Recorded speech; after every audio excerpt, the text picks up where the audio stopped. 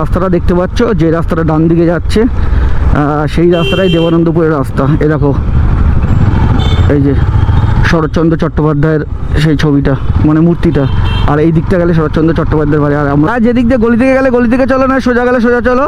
ও তুমি তো আবার হেলমেট পরনি, ধরবে গলি থেকে। চলো দেখি সংকুটে দুনিয়া, হাসি খুশি ফানি মুহূর্ত, এই ভাগে সবই পাবা তুমি। এখন যাচ্ছি গাছ আনতে, তোমাদেরও সুবিধা হবে যে এইখান কোথায় গাছ আনতে যাচ্ছি, তোমরাও চিনতে পারবে জায়গাটা, যে কোথায় গাছ পাওয়া যায় সুন্দর। তাড়াতাড়ি চলো, এরকম আস্তে আস্তে যাবে।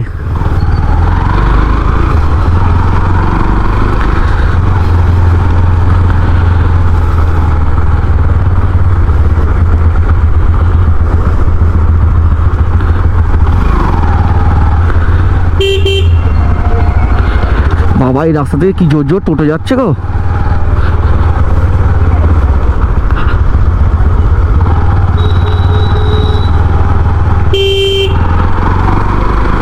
চলো দেখি চলো দেখি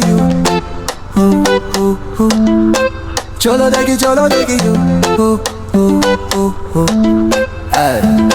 চলো দেখি চলো দেখি। এখন কিন্তু আমাদেরকে অনেকটা দূরে যেতে হবে, যেটা আমরা এখন যাচ্ছি করোলা, মানে রাজহাট যেতে গেলে যে রাস্তার পরে সেই করোলাতে যাচ্ছি কিশোরলাল নার্সারি। আর ওখান থেকে দেখবো ওখানে দুখানা নার্সারি আছে, সেই দুখানা নার্সারিতে দেখবো কী কী গাছ পাওয়া যায় না পাওয়া যায়, ঠিক আছে, ওখান থেকে কিনবো। আর কি গাছ কিনবো সেটা তো তোমাদের সাথে ভিডিওতে শেয়ারই করবো, আর দেখাবো কী কী গাছ পাওয়া যায় না পাওয়া যায়।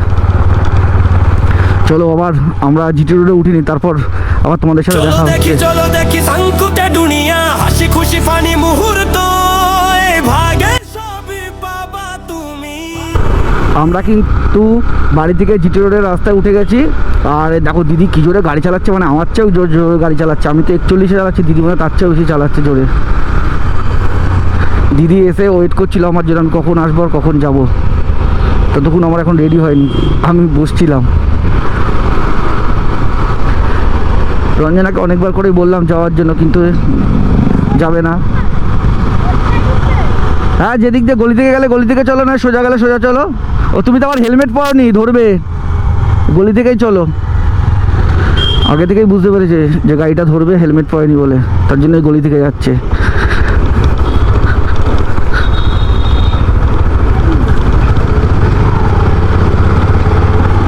কিন্তু এই গলি থেকে যেতেই তো আমার বিরক্তকর, এত গাড়ি। রোড থেকে গেলে তাও ভালো ছিল।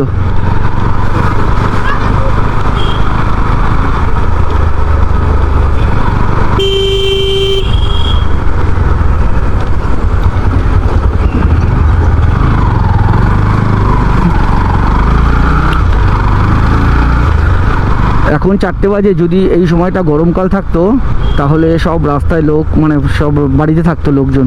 আর এখন সব রাস্তায় সবাই খেলছে, কারণ আরেকটু পরেই অন্ধকার হয়ে যাবে। আমি সেটাই ভাবছি, যেতে যেতে সব অন্ধকার হয়ে গেলে তোমাদেরকে আমি কী দেখাবো, কী গাছ দেখাবো ওখানে। মনে হয় না, আশা করি অন্ধকার হবে না, কিছুটা আলো থাকবে, তোমাদেরকে দেখাতে পারবো।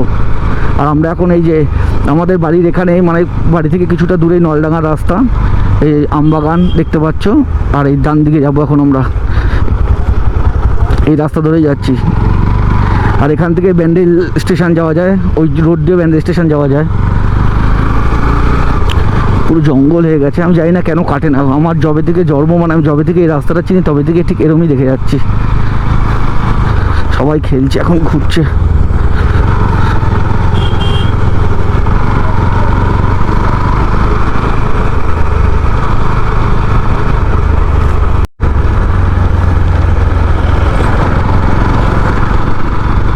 এই যে সামনের রাস্তাটা দেখতে পাচ্ছ, যে রাস্তাটা ডান দিকে যাচ্ছে সেই রাস্তাটাই দেবানন্দপুরের রাস্তা। এ দেখো, এই যে শরৎচন্দ্র চট্টোপাধ্যায়ের সেই ছবিটা, মানে মূর্তিটা। আর এই দিকটা গেলে শরৎচন্দ্র চট্টোপাধ্যায়ের বাড়ি। আর আমরা যাবো সোজা এদিকে করোলা, রাজহাট, তারপর মগরা, মানে এদিকে যাওয়া যাবে এদিক দিয়ে। এদিক দিয়ে কিছুটা গেলেই, আর কিছুটা মানে মোটামুটি 10 মিনিটের মতো গাড়ি চালালেই দিল্লি রোডে উঠবো আমরা। কিন্তু আমরা তো দিল্লি রোডের দিকে যাচ্ছি না, আমরা তার আগেই ওখানটাতেই দাঁড়াবো। সামনেই মানে একটা ব্রিজ আছে খুব সুন্দর।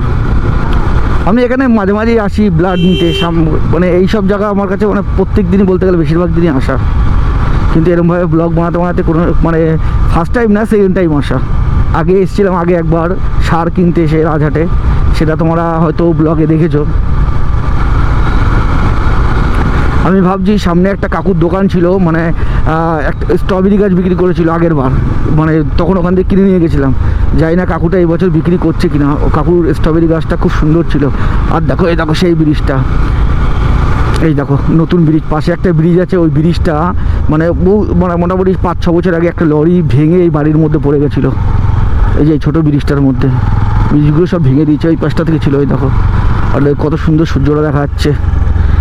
দেখো সবাই ভিডিও করছে ব্রিজে দাঁড়িয়ে দাঁড়িয়ে, দারুণ লাগছে। এদিকেও আমবাগান, এদিকেও আমবাগান। এখানে তোমরা জানো কি না জানো না, এখানে কিন্তু অনেক ময়ূর দেখা যায়। এই যে একটাই বহুত ময়ূর দেখা যায়, এখনও আছে ময়ূর। তোমাকে ধৈর্য ধরে দেখতে হবে, ভিতরে ঢুকে দেয় তারপরে। আমি কিছুদিন আগে এখানে একবার এসেছিলাম ব্লাড নিতে, তখন দেখছিলাম একটা ময়ূর অসুস্থ হয়ে গেছিলো, একজন মানে হাতে করে নিয়ে যাচ্ছিলো তার চিকিৎসার জন্য একটা ডাক্তারের কাছে। আর এই দেখো নার্সারি চলে এসেছি বলতে বলতে। চলো অনেক কথা হয়ে গেলে আগে নার্সারিতে যাই, দেখি কী কী গাছ নেওয়া যায়, তোমার সাথে সেটাও শেয়ার করবো। আর দেখো কত লোক, বাপরে আজকে প্রচুর লোক এসছে। এই সময়টা প্রচুর ভিড় হয় নার্সারিতে গাছ নেওয়ার জন্য। এটা অঙ্কুর নার্সারি, আর এদিকটা গেলে কিশলয় নার্সারি। চলো আগে দেখি ভিতরে, তারপর আবার দেখা হচ্ছে তোমাদের সাথে।